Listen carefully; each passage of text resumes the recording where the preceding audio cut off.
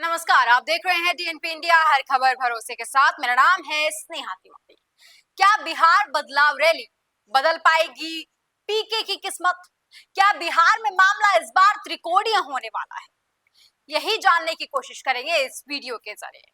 दरअसल दोस्तों, बिहार में बदलाव की बात करते हुए प्रशांत किशोर ने एक रैली निकाली है। उनका कहना है कि बिहार में बदलाव जरूरत बन चुका है, जनता की मांग बन चुका है। अब ऐसे में एनडीए और इंडिया गठबंधन के इस लड़ाई के बीच में प्रशांत किशोर की पार्टी जनसुराज पार्टी क्या तीसरा ऑप्शन बन पाएगी लोगों के लिए? प्रशांत किशोर ने आज मेगा रैली करके चुनावी तैयारियों की शंखनाद तो कर दी है, लेकिन जनता उन पर कितना भरोसा कर पाएगी, ये एक बड़ा सवाल है। चलिए इस वीडियो के जरिए समझने की कोशिश करते हैं कि आखिर फिलहाल जन सुराज अभियान की शुरुआत करने वाले प्रशांत किशोर कहां खड़े हैं और इस बार बिहार में क्या कुछ होने वाला है। लेकिन बात तो साफ है कि फिलहाल बिहार महासंग्राम को देखते हुए तमाम पार्टियों ने जैसे जैसे अपनी अपनी मौजूदगी वहां पर दर्ज करानी शुरू कर दी है, साथ में ही प्रशांत किशोर भी वहां पर तेजी से एक्टिव होते हुए नजर आ रहे हैं। लेकिन प्रशांत किशोर आप किस मुकाम पर खड़े हैं?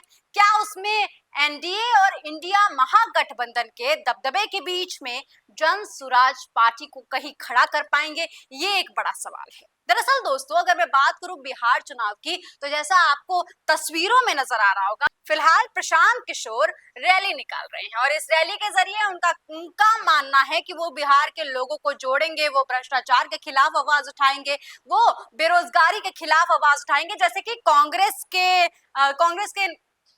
कन्हैया कुमार भी बिहार में करते हुए नजर आ रहे हैं। हालांकि उन्हें आज पुलिस ने हिरासत में ले लिया है, लेकिन बात इतनी है कि इन रैलियों के जरिए आखिर करना क्या चाहते हैं बिहार में, ये एक बड़ा सवाल है। क्योंकि प्रशांत किशोर जिस तरीके से वहां पर अपनी मौजूदगी दर्ज करा रहे हैं, लोगों का मानना है कि लोगों को जोड़ने में काफी कामयाब होते नजर आएंगे। लेकिन क्या वाकई प्रशांत किशोर को इस भीड़, जो आपको यहाँ पर भीड़ नजर आ रही होगी, यही भीड़, यही लोग उनके वोटर्स में बदल पाएंगे? ये एक बड़ा सवाल है। दरअसल दोस्तों, प्रशांत किशोर की राह में जो सबसे बड़ा फिलहाल रोड़ा है, वो है उनका ब्राह्मण होना। मैं ऐसा क्यों कह रही हूँ? क्योंकि बिहार में जो राजनीति है उसमें भर भर के जातिगत समीकरण भरे हुए हैं। आपको भी पता है कि बिहार में जब लोग वोट देने जाते हैं तो उससे पहले विधायक का जो कैंडिडेट है उसका जाति देखा जाता है कि वो उनके जाति से आ रहा है या नहीं आ रहा है। तो ऐसे में उनका ब्राह्मण होना, क्योंकि अगर मैं वहां के वोट शेयर की बात करूं जो हमारे पीछे लगे हुए हैं, अभी हाल ही में जो वहां पर जनगणना हुई थी उसके हिसाब से बिहार में मात्र 3.65% ही ब्राह्मण हैं। तो ऐसे में क्या इतने वोट परसेंटेज के साथ बिहार में एक अच्छी और एक अलग छवि बनाने के साथ साथ उन वोटर्स को भी साथ पाएंगे प्रशांत किशोर? ये एक बड़ा सवाल है। दूसरी बात, जिस तरीके से बीजेपी जो है वो स्वर्ण जाति को अपने तरफ कोशिश कर रही है ले आने की, और साथ ही साथ वो तमाम जातियों को भी साधने की कोशिश कर रही है, लेकिन हिंदुत्व के नारे के साथ आगे बढ़ चली है। तो ऐसे में इन परसेंटेज को वोटर्स में तब्दील करना एक बड़ा सवाल, एक बड़ा काम हो सकता है प्रशांत किशोर के लिए, क्योंकि बीजेपी ना इनको छोड़ने वाली है, ना इनको छोड़ने वाली है, ना इनको छोड़ने वाली है। तो ऐसे में इनके साथ तो प्रशांत किशोर आगे नहीं बढ़ पाएंगे। लेकिन सवाल ये है कि आखिर वो युवाओं को तो लाने की बात कर रहे हैं साथ में, लेकिन वो किन जातियों को साधने की कोशिश करेंगे? क्योंकि प्रशांत किशोर के लिए फिलहाल सबसे बड़ी समस्या उनकी जाति है। ऐसा भी नहीं है कि प्रशांत किशोर जो है वो बिहार की राजनीति को नहीं समझते हैं, क्योंकि बिहार की जड़ों को वो समझते हैं, बिहार की जड़ों को बहुत भली भांति पकड़ते हैं। तो ऐसे में माना यही जा रहा है कि प्रशांत किशोर ये जानते हैं कि इस जाति जनगणना में वो कहाँ खड़े होते हैं और इसमें उनको कैसे छवि बनानी है। तो सवाल यही है कि क्या इस जातिगत समीकरण में अपने महारैली के जरिए जगह बनाने की कोशिश कर रहे हैं प्रशांत किशोर? लेकिन मुश्किल की बात तो ये है कि फिलहाल बिहार में जो घोर जातीय राजनीति है उसमें कहीं भी प्रशांत किशोर फिट नहीं बैठ पा रहे हैं। मतलब बिहार की राजनीति के लिए थोड़ा सा मिसफिट नजर आ रहे हैं। अब उनका ब्राह्मण होना उनका सबसे बड़ा रोड़ा है, जैसा कि मैंने आपको बताया, क्योंकि अगर यही काम वो दिल्ली में कर रहे होते, दिल्ली जैसी अगर डेमोग्राफी बिहार में होती, तो शायद प्रशांत किशोर एक अलग छवि के साथ नजर आते, जैसा कि अरविंद केजरीवाल ने दिल्ली में किया था। दिल्ली की मौजूदगी दिल्ली की डेमोग्राफी के हिसाब से उन्होंने अपनी मौजूदगी को बड़ी आसानी से आंदोलन के जरिए दर्ज कराने की कोशिश की थी, लेकिन बिहार में ऐसा नहीं है। बिहार में जातिगत जनगणना भी है और साथ साथ वहां के जो समीकरण है उसी के हिसाब से वोट डाले जाते हैं। तो ऐसे में इन आंदोलन, इन मेगा रैलियों के जरिए भी क्या चाह कर भी प्रशांत किशोर अपनी मौजूदगी दर्ज करा पाएंगे, ये एक बड़ा सवाल है। लेकिन दोस्तों फिलहाल बात ये करेंगे, अगर थोड़ा सा हम पीछे जाते हैं, बिहार के चुनाव को समझने की कोशिश अगर हम करेंगे, जब 2024 में उपचुनाव हुए थे बिहार में, तो वहां पर जन स्वराज पार्टी यानी कि प्रशांत किशोर ने अपनी दखल दी थी और वहां पर मौजूदगी भी अपनी दर्ज कराने का काम किया था। उस चुनाव में उतरकर प्रशांत किशोर ने मजबूत दस्तक देने का काम किया था, लेकिन अब तक वो जन स्वराज पार्टी को बिहार में तीसरे विकल्प के रूप में पेश नहीं कर पाए हैं। देखिए, पिछले अगर मैं चुनावों की बात करूं, उपचुनाव की बात करूं, तो जन स्वराज पार्टी ने अपनी सियासी पारी शुरू तो कर दी थी, लेकिन 10% वोट हासिल की थी। लेकिन ये कोई मामूली बात नहीं है, लेकिन बात बड़ी ये है कि इन चारों ही सीटों पर, जिन 4 सीटों पर बिहार में बाई इलेक्शंस हुए थे, उपचुनाव हुए थे, उन चारों ही सीटों पर एनडीए ने जीत हासिल की थी। तो ऐसे में इन चारों ही सीटों से हाथ तो धोना पड़ा था, लेकिन 10% वोट शेयर के साथ संतोष जरूर करना पड़ा था।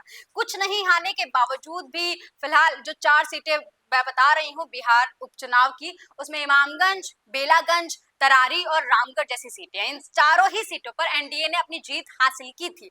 लेकिन अब सवाल ये है कि 2024 के उपचुनाव बीत चुके हैं, 2025 का महासंग्राम सामने खड़ा है और साथ ही साथ बात इतनी भी जरूरी समझना है कि वहां पर 10% वोट शेयर तो हासिल कर लिया था, लेकिन ये जो महासंग्राम है इसमें वो कितने फीसदी वोट शेयर के साथ आगे जाएंगे।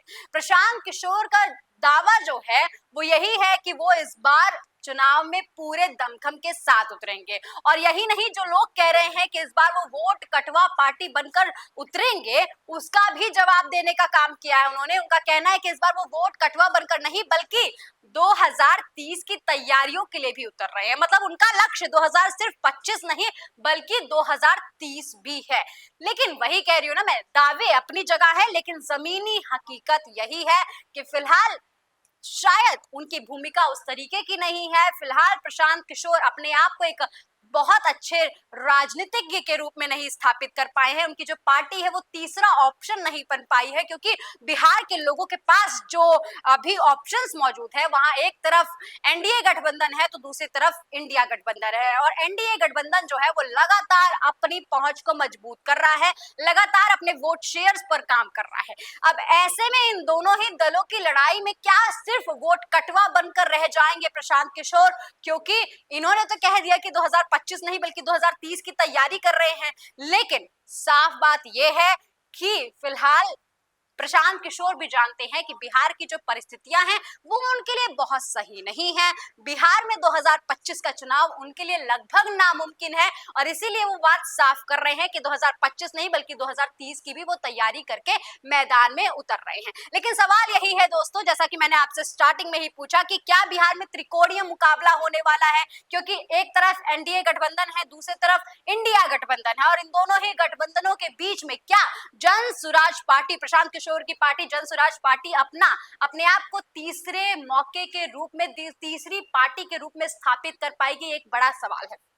दोस्तों ऐसा मैं क्यों कह रही हूं, क्योंकि फिलहाल अगर आप कुछ आंकड़ों की बात करें, कुछ रिपोर्ट्स की बात करें, तो वहां पर क्या कुछ कहा जा रहा है उसे भी समझने की कोशिश करते हैं। दरअसल ये एक सर्वे हुआ था, इसमें सी वोटर्स का जो सर्वे है उसमें लोगों से पूछा गया था कि मुख्यमंत्री के रूप में कौन लोगों की पसंद है। बिहार की अगर मैं बात करूं तो यहाँ पर 15% लोगों ने जन स्वराज के नेता जो है प्रशांत किशोर के लिए राय दी थी। 15%, ध्यान दीजिएगा दोस्तों इसमें। हालांकि अभी तक जन स्वराज पार्टी की तरफ से सीएम चेहरे की कोई भी दावेदारी नहीं की गई है, प्रशांत किशोर की तरफ से नहीं की गई है, लेकिन 15% लोगों ने जन स्वराज के नेता प्रशांत किशोर को सीएम के चेहरे के रूप में देखना चाहा है, ऐसा रिपोर्ट बताती है। इसके साथ ही अगर मैं बात करूं इसमें कौन पहली पसंद बना है, तो 41% लोग तेजस्वी यादव को पसंदीदा मुख्यमंत्री बता रहे हैं। वहीं अगर मैं नीतीश कुमार की बात करूं तो इसमें 18% लोग चाहते हैं कि नीतीश कुमार को दोबारा मुख्यमंत्री बनाया जाए।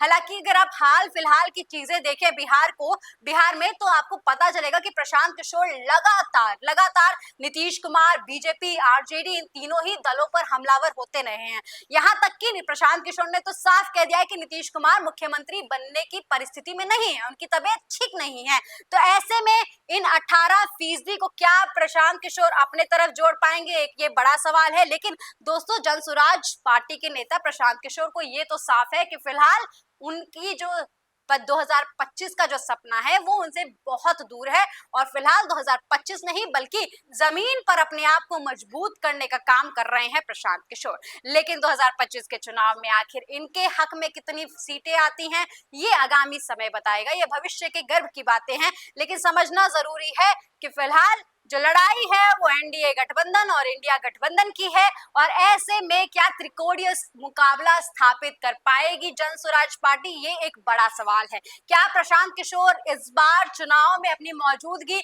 उतने ही दमखम के साथ दर्ज करा पाएंगे जितने दमखम के साथ वो बिहार चुनाव में जीतने की बात किया करते हैं, ये एक बड़ा सवाल है। दोस्तों, आपको क्या लगता है, क्या प्रशांत किशोर बिहार के 2025 महासंग्राम में अपनी मौजूदगी इसी दमखम के साथ दर्ज करा पाएंगे? कमेंट सेक्शन में लिखकर अपना जवाब जरूर दीजिएगा, और साथ ही बताइएगा कि आप बिहार में किसकी सरकार चाहते हैं, ये भी जरूर लिखिएगा। इस खबर में फिलहाल के लिए इतना ही। देखते रहिए DNP इंडिया, हर खबर भरोसे के साथ।